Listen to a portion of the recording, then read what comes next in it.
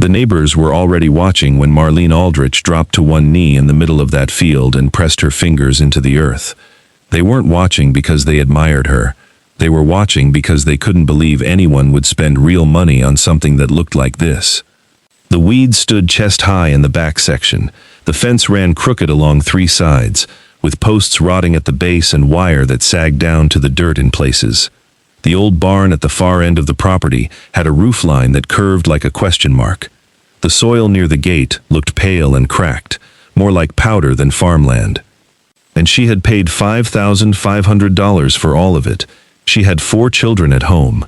She was doing this alone, and the people watching from the road that afternoon were certain, every single one of them, that she had just made the worst decision of her life. But Marlene wasn't looking at the weeds or the broken fence. She was looking at what was underneath all of it. She pushed a handful of dry soil between her fingers and went very still, because she had noticed something small, something that the people watching from the road had never thought to look for. And when the first green shoots finally covered that supposedly worthless field, 6 months later, the neighbors still didn't understand what they were looking at. If you believe ordinary people can do extraordinary things when they refuse to stop learning, subscribe to this channel. Stories like this one are why we're here. And tell us in the comments, where are you watching from today? Marlene Aldrich was 41 years old, raising 4 kids in a rented house, 40 minutes outside of Clarksburg, West Virginia. Her youngest, Danny, was 7. Her son Caleb was 10. Her daughter Reeve was 13 and already had a habit of asking questions that took adults a moment to answer. And her oldest, Travis, had just turned 16 and was already helping pay the electric bill when he could. She worked at a logistics company during the day and took online bookkeeping clients in the evenings. The money was never quite enough, but it was close. She kept the grocery list tight. She repaired coats instead of replacing them. She drove a truck with 200,000 miles on it and considered that a blessing, not a complaint.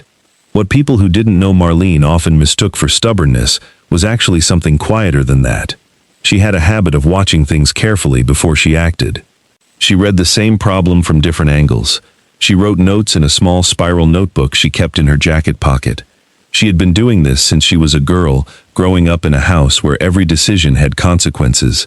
She didn't want her children to simply survive. She wanted them to understand how things worked. How land worked, how patience worked, how money that you built slowly from the ground up was different from money that arrived quickly and disappeared the same way. That's not why she bought the farm, but it's why she knew what to do with it once she did. She had found the listing while she was looking for something else entirely. $5,500, 5 acres. Described in the listing as agricultural property in need of significant improvement. There was one photograph, taken from the road. It looked exactly as bad as it sounds. She drove out on a Tuesday afternoon without telling anyone. She walked the property alone. The front section near the road had been plowed at some point. She could tell from the way the soil had compressed in uneven layers, but nothing had grown there in years. The back section was overtaken by a tangle of dock, thistle, and broadleaf weeds as tall as her shoulder. There was a concrete water trough near the barn that had cracked down the middle. Old equipment sat in the shed, a tiller with a seized engine, a rotary mower with a broken deck. She knelt down and dug into the soil with a stick she found near the fence line. The top 2 inches were dry. Below that, she found something the photograph had never shown. Darker soil, slightly moist. She turned it over with the stick and watched an earthworm, just one, move slowly through the clod and disappear back into the earth. She tested the drainage near the low end of the field. She walked the slope of the land. She looked at what was growing in the ditch along the fence line, wild clover of all things, tangled through the grass in purple clusters. The soil wasn't dead, it was depleted, it was exhausted, worked down, and then abandoned before it had time to recover. That was a completely different problem. She made an offer that afternoon. Word got around fast in that part of the county. By the following weekend, a man named Garrett Oakes, who farmed 300 acres 2 miles down the road and had done so for 30 years, drove slowly past the property in his truck. He didn't stop, he just looked. On Monday, he mentioned it at the feed store. She paid $5,500 for that field, he said. I wouldn't have taken it for free. Someone behind him laughed at that. More than one person, actually. A woman named Bev, who lived in the White House at the corner, told her neighbor that she felt genuinely sorry for those children. She said it the way people say things they want to sound kind but that aren't. Her neighbor laughed too and said the weeds alone would cost more than $5,000 to clear. One afternoon, a man Marlene didn't know well pulled over as she was walking the fence line with Travis.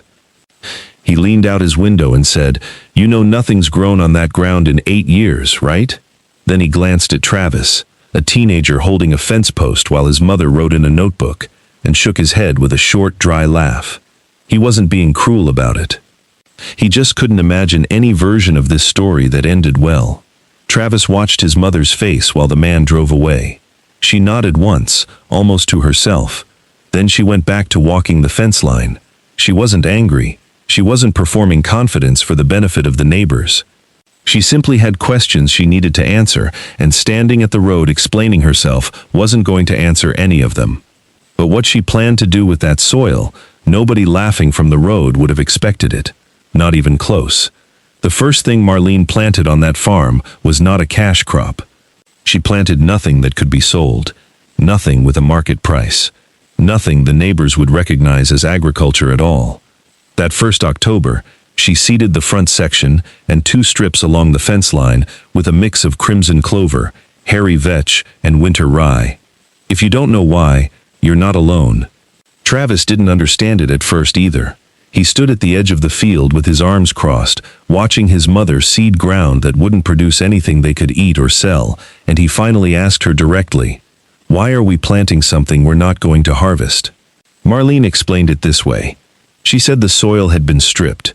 Years of growing the same thing, taking from the ground without putting anything back, had left it thin and weak. You couldn't force a productive crop out of exhausted land just by wanting it badly enough.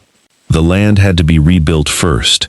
Cover crops, she explained, were plants grown specifically to protect and feed the soil rather than to feed a family or fill a market order.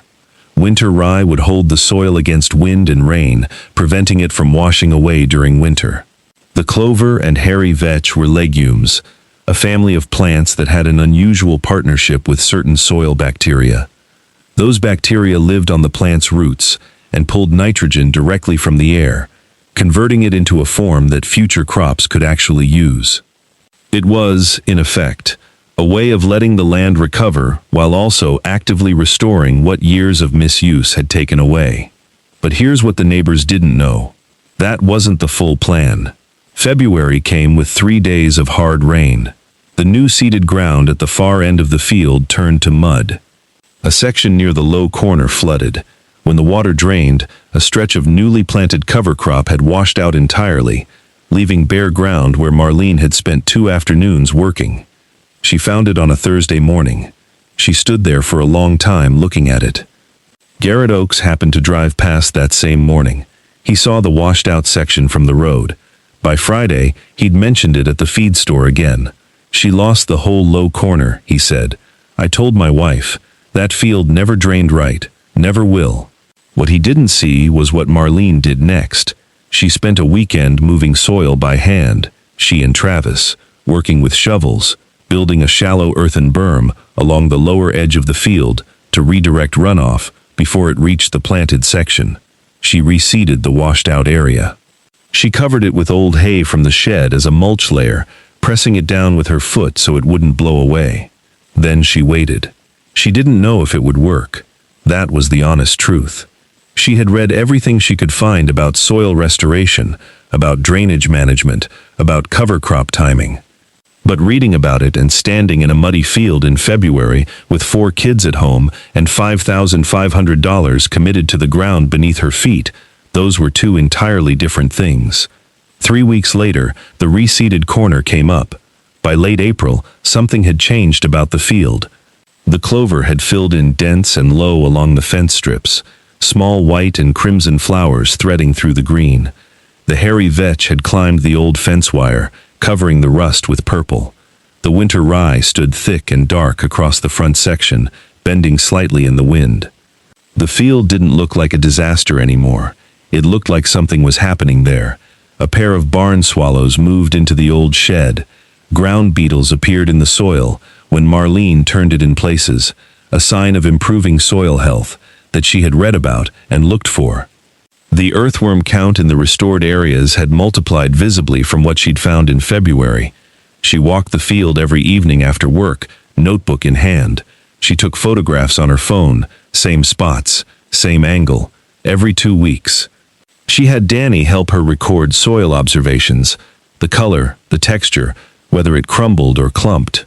Caleb had appointed himself the one who checked the earthworm count each week, pressing a stick into the soil in 3 different spots, and reporting back with the seriousness of someone delivering important news. Reeve had started drawing maps of the field in a composition notebook, marking which sections were recovering fastest and which still needed work.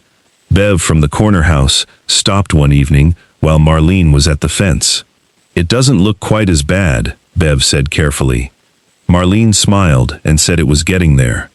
What she didn't mention was that she had already ordered seed for what came next, because the cover crops were only the first chapter. The real crop, the thing she'd been planning since the day she first pressed her fingers into this soil and found 1 earthworm and a fence line full of wild clover, was about to go into the ground. That same October, once the cover crop seed was in the ground, Marlene and all 4 of her children planted garlic. Not the loose supermarket variety. Hardneck garlic, rocambole and purple stripe varieties, ordered from a specialty seed supplier in Vermont. 140 pounds of seed garlic, hand-planted in rows across the front section of the field, pushed into soil that had been prepared through the fall and given time to settle before winter set in. This was what she had seen from the beginning. Specialty garlic thrives in soil that drains well but holds organic matter. It doesn't compete well in compacted, depleted ground, but planted into soil that has been protected and enriched with biological nitrogen and decomposing cover crop material, it can produce bulbs of a size and quality that command prices 5 to 10 times higher than commodity corn or soybeans at the same acreage. Marlene had done the arithmetic in her notebook months before she ever bought a single seed clove. She didn't need to turn this into a 1,000-acre operation. She needed 5 acres of specialty crop producing at a good yield to change what was possible for her family.